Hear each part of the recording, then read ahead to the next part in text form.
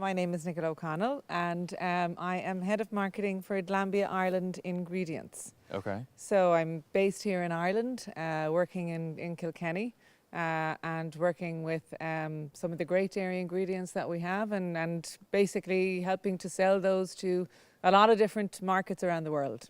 Okay. And what types of ingredients are we talking about specifically? We're talking about, I suppose, a pretty wide range of dairy ingredients. We would have some great tasting butter and cheeses, but we also do a number of different milk powders. We sell some really great proteins, working with you guys on that. So milk proteins and whey proteins. And yeah, that probably about sums it up, and to a lot of different customers in different markets around the world. Okay. And are all these proteins grass-fed?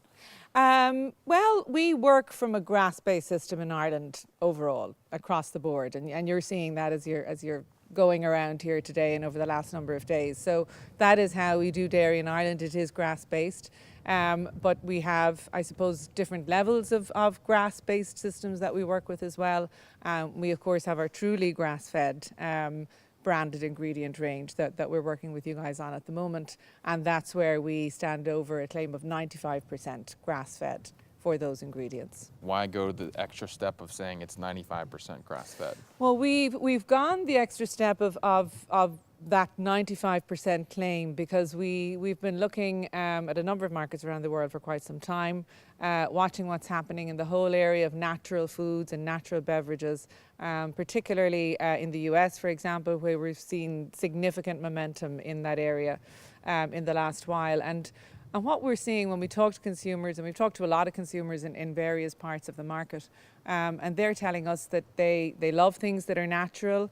They want to know more about where their products are coming from, what's in them, who's making them, but they want some sense of substantiation around that. So consumers are getting a lot savvier. You know, they're not happy anymore with catch-all claims, we'll say. They don't want looseness. They want to be able to trust what they're eating and what's in their food. And particularly if they're paying a little bit more of a premium sometimes as well. You know, they expect that they're going to have more information around what they're eating. So that's really the insight behind what's led us to sort of be able to say, how can we stand over, you know, a more substantiated claim? So can you tell me a little bit about what truly grass-fed means? So truly grass-fed applies to a specific range of ingredients that we have, where we can stand over certain claims that we make about that range of ingredients. So we talk about it being 95% grass-fed, from cows that are out on pasture most of the year. It's also non-GMO project verified, and it's animal welfare approved. And it applies to a range of ingredients that we're offering to customers, including, you know, butter, cheeses, but also proteins, which we're working with you on as well for your brand. And basically, with these ingredients, we're working with natural customers in the marketplace to support and endorse their natural brands to their consumers. Okay. And you mentioned animal welfare. Can you talk a little bit more about animal welfare? What does that mean? They have more acreage, or they get petted on a regular basis? Like, what does that mean? Well, animal welfare, you know, is something that we hold very dear in this country, and you know, I suppose the way we farm really is conducive to a great set of conditions for animal production in general. We work very much, as you're seeing with our farmers here today, we're working very much off a family farming platform. So these farms are being passed down from one generation to the next. The herds are part and parcel of a family, and that's how the farming happens. So they tend to be smaller herds than you'd see in other farming systems in other parts of the world. So we would average somewhere between 85 to 95 cows per herd. They're on, you know, an average acreage of about 150 acres. So it's low density farming. And these are animals that are outside as nature intended. They're free to roam in whatever pasture they're in from one day to the next. And it just makes for, you know, a great set of conditions for those animals. So we know that we have a lot to offer around that, and that's why we've engaged with an organisation called Animal Welfare Approved, which is a certifying body that operates out of the US but is going into other parts of the world as well. And we are now compliant and certified to their standard. The one thing that we would say differentiates us from other farming systems that are out there in terms of our co-op is that we have a good number of farmers in that co-op, and all of the milk that goes into the making of the ingredients that we have comes only from those farmers. So we're not taking milk from any other co-ops, from any other farmers into our TGF product, to our truly grass-fed product range. We can stand over the fact that that milk is only coming from our own farmers in our co-op, and I think that's an important point that differentiates us from other producers that are out there. For me as the brand owner, it's really important to have verifiable grass-fed protein. I know there's a lot of claims around grass-fed, not a lot of substantiation around it. So grass-fed means a lot for us, and truly grass-fed was really impressive. What does this partnership mean for Glanbia, knowing that we're one of the first brands you guys are partnering with in the States? Oh, I mean, it's hugely important for us. And I think what's critical, because we've put, our farmers are putting a lot into their work every day. I mean, we have a mission statement for our company, which is about working with nature to bring the passion of our Irish farmers to the world. And truly grass-fed is really a fantastic platform for us to be able to operate from, to do that. So working with the right partner is critical. Working with a partner who is very much targeting the same sort of consumer that we are with the ingredient range, who wants to, provide traceability, who wants to provide an honest, wholesome, good product to consumers. We very much want to work with that sort of a partner. And for us, it's critical that we can stand over what our partner is saying as well to that consumer, because obviously that's, transparency is at the core of what we're about.